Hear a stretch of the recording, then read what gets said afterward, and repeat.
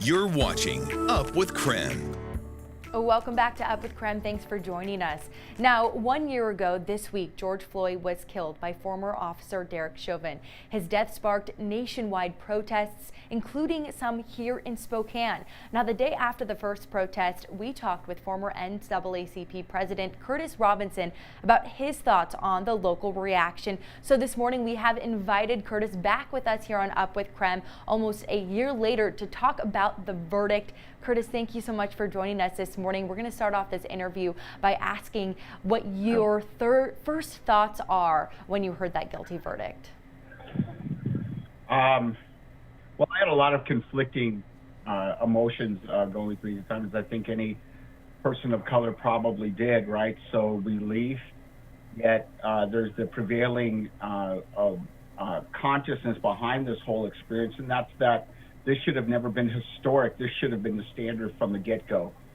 So that's constantly kind of, and still rolling through my thoughts today as we start contemplating what happened with the 16-year-old girl. And with this verdict, do you think that it will impact the Black Lives Matter movement here in Spokane? Like I just said, I mean, almost a year ago to this day, we saw this movement start in a way that has really changed a lot of things.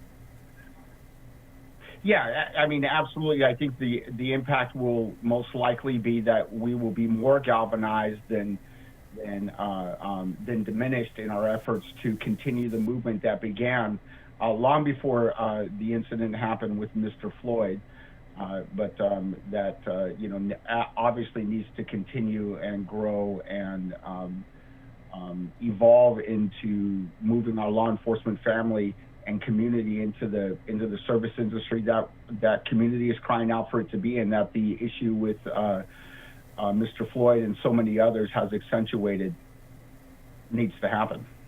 Of course, now we have heard from many that this verdict has restored hope, but it also means that we still have a really long way to go. What type of changes or policy would you like to see going forward? Well, the issue with qualified immunity is still really on the table. You know, we have absolutely failed our law enforcement family by holding them accountable, and by consequence, they have failed us.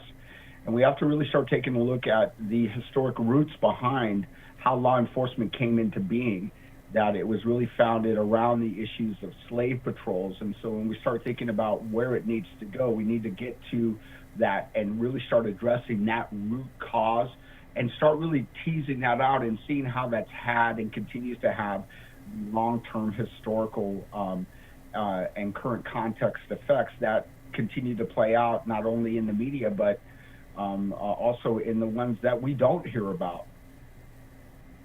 And moving forward, how can people in our community become an ally? I know it's so important to take this time to process this verdict, but like you said, there is still so much to be done. Yeah, could you say that one more time? I was just saying that it is really important to take the time to process this verdict, and what can we do as a community to be an ally?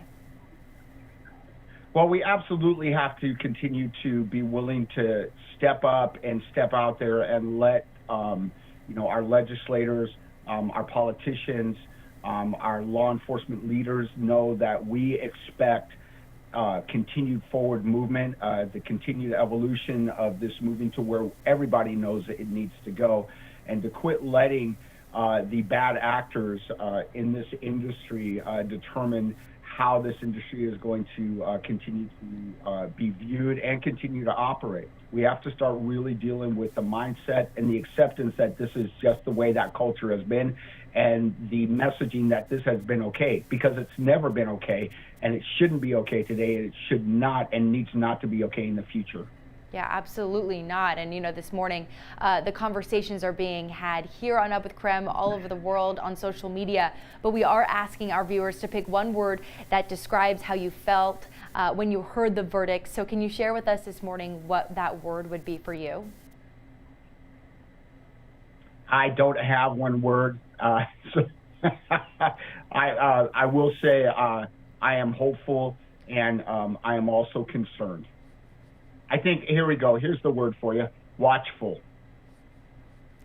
that really does kind of encompass everything. I love that. That's not a word we've heard this morning, a word that we're going to add up to our comments here on Up with KREM. Curtis, thank you so much for joining us this morning, giving us your perspective on the verdict. And we've had you on the show before. I'm sure this is not the last time that we're going to have these types of conversations here. So again, a former NAACP president here in Spokane, Curtis Robinson, thank you so much. We'll be right back here on Up with KREM. Thank you.